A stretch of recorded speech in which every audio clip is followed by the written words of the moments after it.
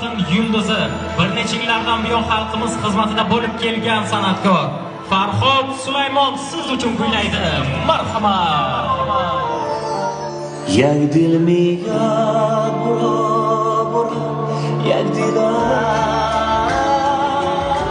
سلطان قلبم تو هستی در آوازه های دلم را نگاه کی ندارم من مشتاقم